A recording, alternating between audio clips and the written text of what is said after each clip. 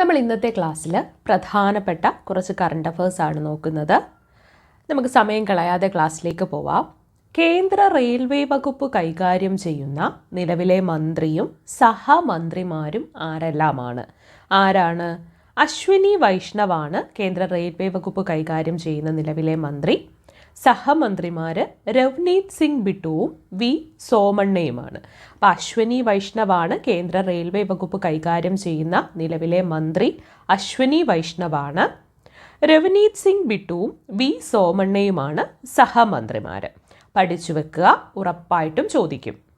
അടുത്ത ചോദ്യം, railway land development അതോറിറ്റിയുടെ ആസ്ഥാനം എവിടെയാണ്? റെയിൽവേ ലാൻഡ് ഡെവലപ്മെൻറ്റ് അതോറിറ്റിയുടെ ആസ്ഥാനം RLDA, railway land development authority RLDA.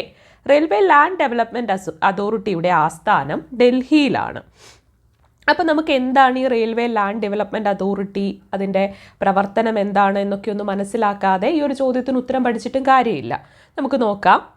Indian റെയിൽവേയുടെ ഉപയോഗിക്കാതെ കിടക്കുന്ന ഭൂമി വാണിജ്യപരമായിട്ട് വികസിപ്പിക്കുന്നതിനായിട്ട് രൂപീകരിച്ച ഒരു സ്ഥാപനമാണ് RLDA. സ്റ്റേഷനുകളുടെ പുനർവികസനം, വാണിജ്യ പാർപ്പിട ആവശ്യങ്ങൾക്കുള്ള ഭൂമിയുടെ വികസനം, മൾട്ടി ഫങ്ഷണൽ കോംപ്ലക്സുകൾ നിർമ്മിക്കുക തുടങ്ങിയ പദ്ധതികളൊക്കെയാണ് ഈ RLDA പ്രധാനമായിട്ടും ഏറ്റെടുക്കുന്നത്.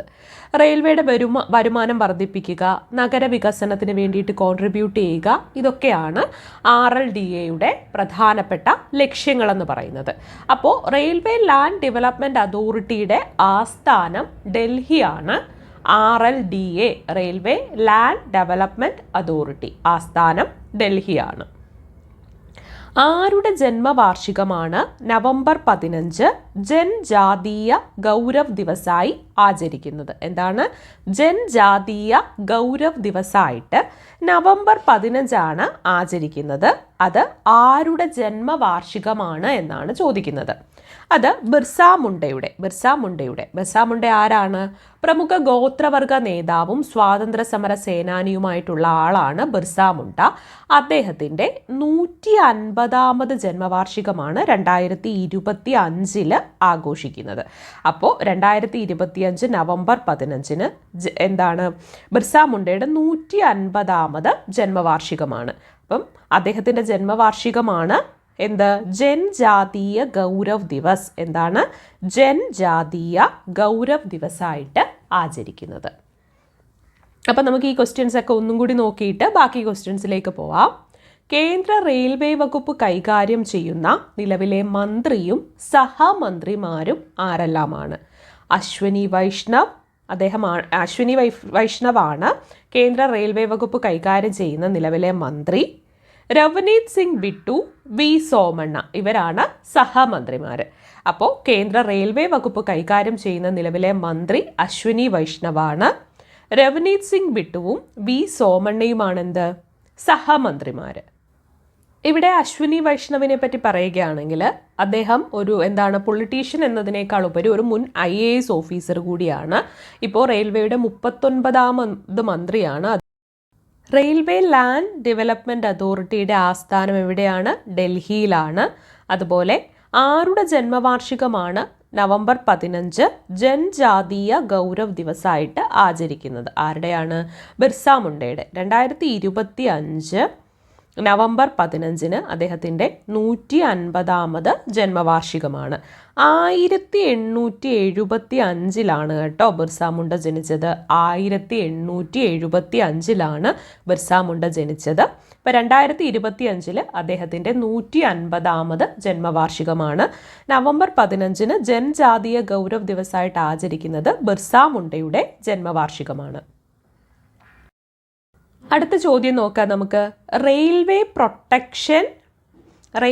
പ്രൊട്ടക്ഷൻ ഫോഴ്സിൻ്റെ പരിശീലനാർത്ഥമുള്ള ജഗജീവൻ റാം RPF അക്കാദമി എവിടെയാണ്? എന്താണ്?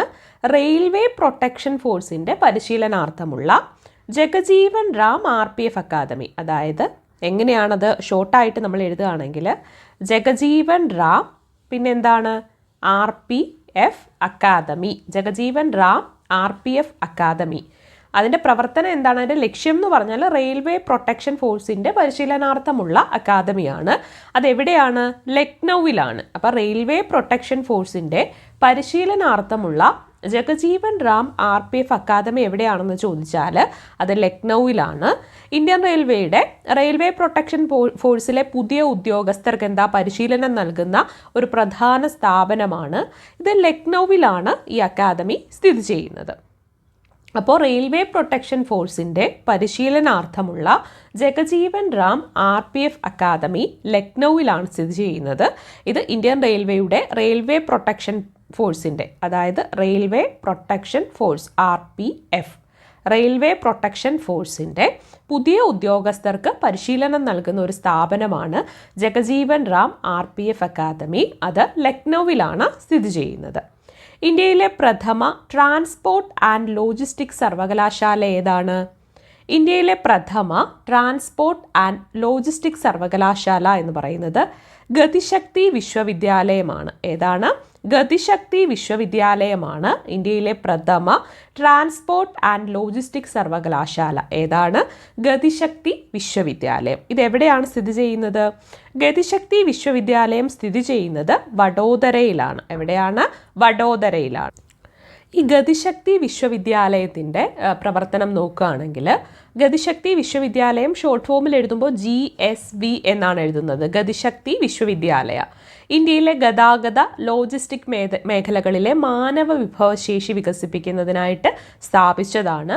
വഡോദരയിലാണ് സ്ഥിതി ചെയ്യുന്നത്. റെയിൽവേ, റോഡ്, തുറമുഖം, വ്യോമയാനം തുടങ്ങിയ ഗതാഗത മേഖലകളിലെ വിവിധ സാങ്കേതിക മാനേജ്മെൻറ്റ് കോഴ്സുകൾക്ക് ഈ സർവകലാശാല വാഗ്ദാനം ചെയ്യുന്നുണ്ട്.